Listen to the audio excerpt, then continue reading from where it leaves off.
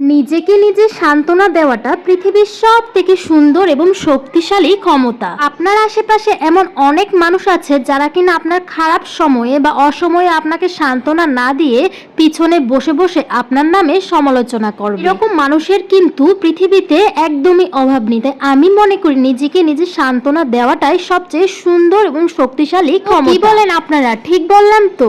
যাই হোক, কয়েকদিন বাসায় ছিলাম না। এই তো কয়েকদিন বলতে 2-3 দিন হবে। আসলে ননদের বাড়িতে বেড়াতে গিয়েছিলাম, তাই আপনাদের সাথে কয়েকদিন ব্লগ শেয়ার করতে পারিনি। আর এই যে কয়েকদিন পর আমার ছোট্ট শান্তির নিরে ফিরলাম। তারপরেই তো শুরু হয়ে গেল আমার ডিউটি কাজকর্ম। তো আজকে সারাদিনের ছোট্ট একটি ব্লগ আপনাদের সাথে শেয়ার করবো। So hello everyone, welcome to my new another blog. কেমন আছেন সবাই? আশা করছি সবাই অনেক ভালো আছেন। আমি অনেক ভালো আছি। তো এই যে বাসায় না থাকাতে মনে হলো যে বিছানার চাদর টাদর একটু ধুলোবালি হয়ে আছে। যদি অত ধুলোবালি হয়নি, আমার মনের একটা ধারণা এটা ধুতে হবে।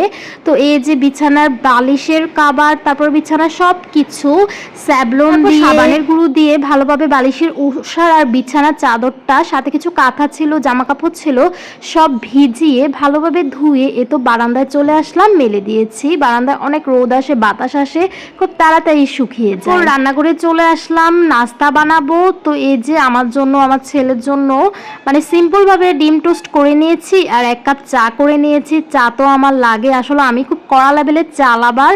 আমার 2-3 বেলা চা খেতে হয়, চা খেতে ভালোবাসি। আর আমার মতো কে কে চা খেতে ভালোবাসো অবশ্যই কমেন্ট করে জানিয়ে দিও।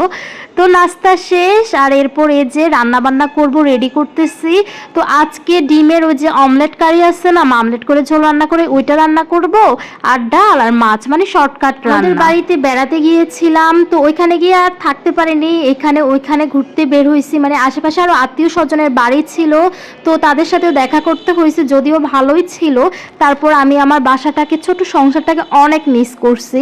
আর এই যে আপনাদের সাথে ব্লগ শেয়ার করতে পারতেছিলাম না, আমার খুব খারাপ লাগতেছিল। আপনাদেরকে আমি অনেক মিস করতেছিলাম। প্রতিদিনই ব্লগ শেয়ার করতে ভালো লাগে, মনে হয় যে আমি একা থাকলেও আপনাদের সাথেই আসি। তো যাই হোক, এই যে এখানে ডিমের মামলেট গুলো করে নিব। আর আগে তো মামলেটটা করে ঝোল রান্না করব, তো এর জন্য আগে মামলেট গুলো করে নিতেছি। আলুগুলো ভেজে নিয়েছি, আলু দিব, আলু দিলেও কিন্তু ভালো লাগে। আমার এভাবে মামলেট করে ঝোল রান্না করলে না খেতে খুব ভালো লাগে। আমার মতো এটা কে কে পছন্দ করো? আমি কিন্তু খুব পছন্দ করি। তো এই তো আমার ডিমের মামলেটগুলো করা হচ্ছে, শেষ। আর তারপর এই যে একটা চুলায় পেঁয়াজ ভাজতেছি আর ডাল রান্না করতেছি, আরেক চুলায়, এভাবে 2 চুলায় 2টা তরকারি বা যাই রান্না করি না তাড়াতাড়ি হয়ে যায়। তো ডালটা রান্না হয়ে গেল, নামিয়ে নিলাম। কয়দিন অনেক গরম পড়তেছে তাই না? তবে আমাদের বাসায় অনেক বাতাস আসে, জানালা দিয়ে খোলামেলা, তো কিন্তু তারপরে অনেক গরম পড়তেছে। তো এই যে আমার ডিমের অমলেট কারিটা হয়ে গেল। দেখতে সুন্দর লাগতেছে না? খেতেও কিন্তু ভালোই হয়েছে। টুকটাক রান্না শিখে যাচ্ছি তাই না? তারপর এই যে সবার শেষে এখানে ভাতটা বসিয়ে দিয়েছি। আর যে গরম পড়তেছে, ফ্রুট আনছিল, তো এখানে ফ্রুট কেটে নিয়েছি। আমরা মা ছেলে খাবো। গরমে কিন্তু ফ্রুটটা খুব উপকার, অনেক পুষ্টি ভিটামিন আছে এই ফ্রুটে। তোমরা অবশ্যই গরমে ফ্রুটটা খেতে চেষ্টা করো, ভালোই লাগে। আর তারপরে যে সমস্ত কাজকর্ম শেষে রুমে আসলাম খাওয়া দাওয়া করে, ছেলেকেও খাওয়িয়ে। তো আজকে এই পর্যন্তই, আর ভিডিও করা হয়নি। তো ভিডিওটি দেখার জন্য অবশ্যই ধন্যবাদ অনেক অনেক। আর তোমরা সুস্থ থেকো, ভালো থেকো, বাই বাই।